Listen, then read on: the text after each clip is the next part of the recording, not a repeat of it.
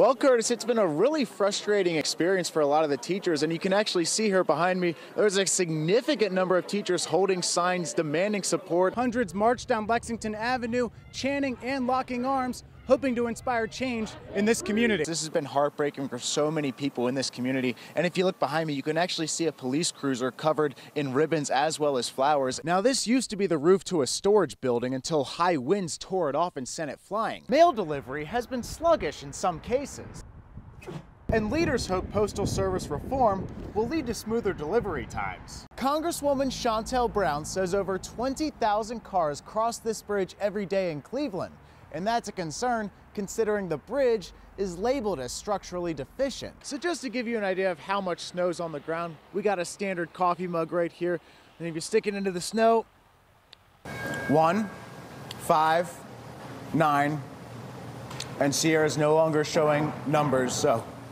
I've got no scapegoat anymore. I'm done after that, sorry. That's awesome. Are you sure? Because I saw you and your mom running routes earlier. You were doing that for about 2 hours, so I think you're a little tired. No.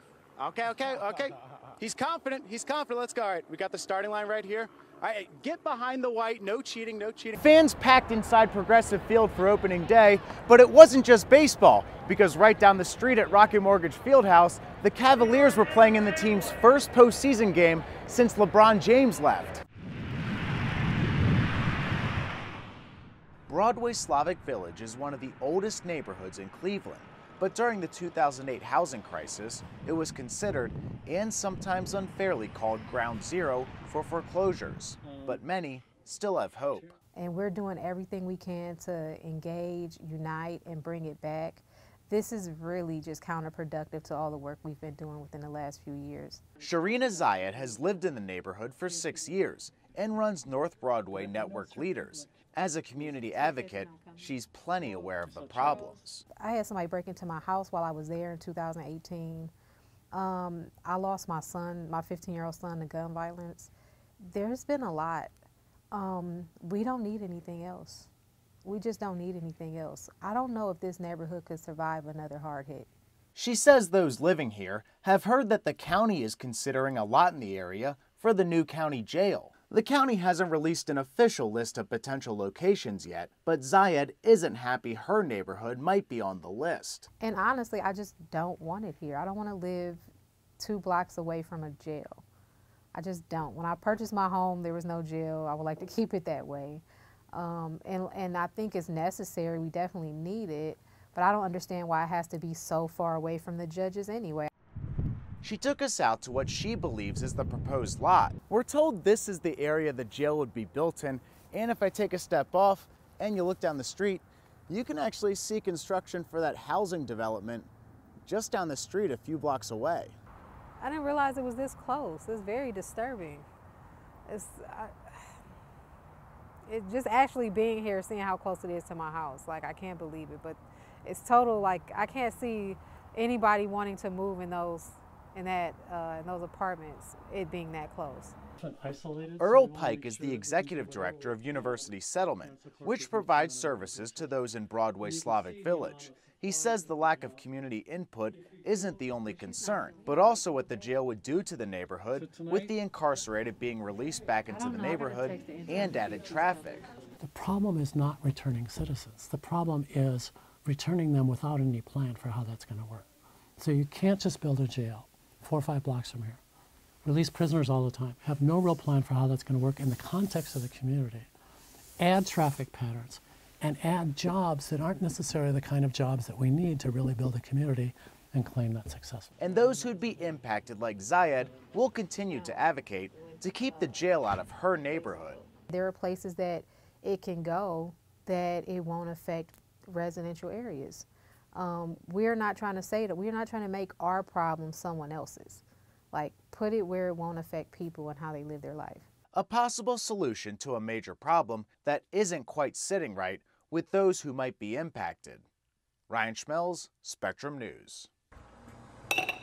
After 25 years as an air traffic controller, Navy veteran Kurt Hernan decided to turn his hobby into a job. We just did a couple pop-up events at a bar in downtown Lorraine, and they were well attended, and we saw that there was a there's an audience for it here. He moved to Lorain about 30 years ago and started Speak of the Devil with his wife. It's a cocktail bar in downtown Lorain, a place he says has come a long way in recent years. It's unrecognizable, to be honest. I mean, the sidewalks were a mess. Most of these buildings were empty. It's a drastic change, and it's for the better. But that progress faced a major roadblock when COVID hit the restaurant industry. We kind of changed how we operated, moved to bar snacks, stretched everyone out in here, and masked up for most of the year. It wasn't easy, it wasn't fun, but you had to figure out ways to be nimble and figure out ways to survive. Hernan took advantage of government relief funds to help pay for PPE and get some money. But when the American Rescue Plan became law, a series of lawsuits got in the way. Essentially what the judge did was just eliminated us from the process and let everyone else be funded. The American Rescue Plan's Restaurant Relief Fund from the Small Business Administration prioritized veteran, women, and minority-owned businesses during the application process. Hernan's business fits two of the criteria, but lawsuits in Texas and Tennessee over the prioritization stopped the funds from coming to his business. It was extremely frustrating just because, it took us out of the process. I mean, when the lawsuits basically froze the priority applicants out of the process, and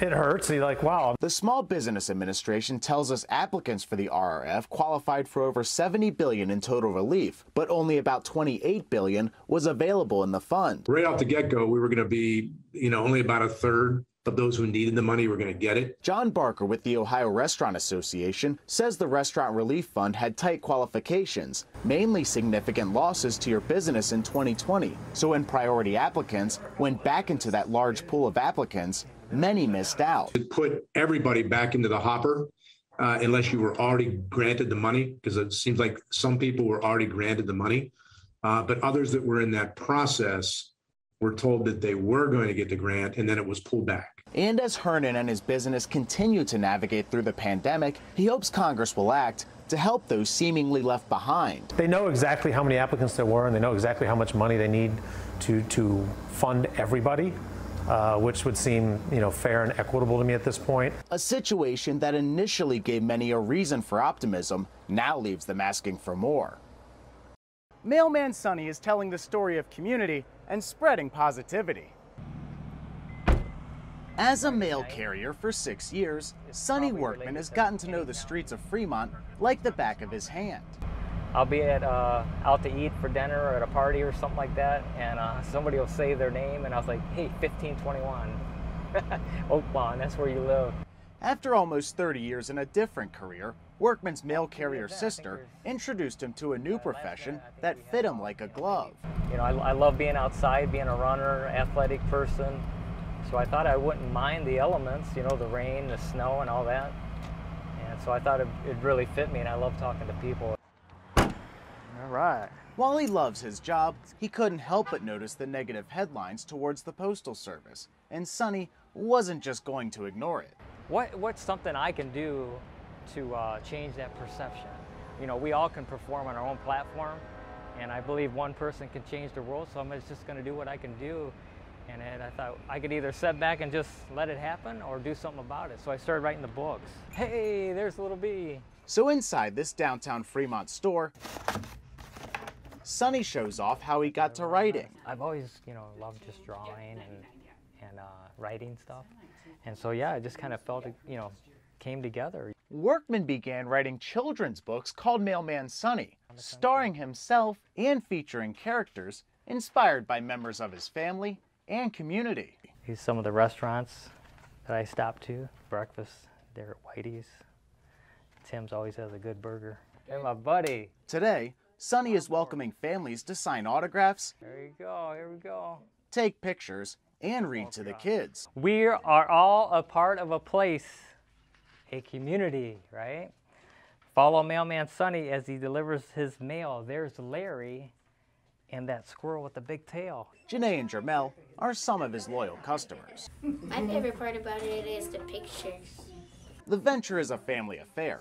Workman enlisted the help of his daughter Courtney, a kindergarten teacher who helps out with proofreading and spreading Mailman Sonny's positive message. I hope that they learn the joy of reading and just to get out there and get to know their community better than what they think they know. And as Sonny continues to tell stories of hometowns like Fremont, he hopes that the mail carrier's adventures inspire the next generation. That every community has, there's great people there on every street, every corner, every house. There's a good story, and that's hoping that we're going to bring out and maybe inspire some kids to, be an attorney, a doctor, dentist, or maybe even a mail carrier. A mail carrier, not just delivering mail, but valuable life lessons. Ryan Schmelz, Spectrum News.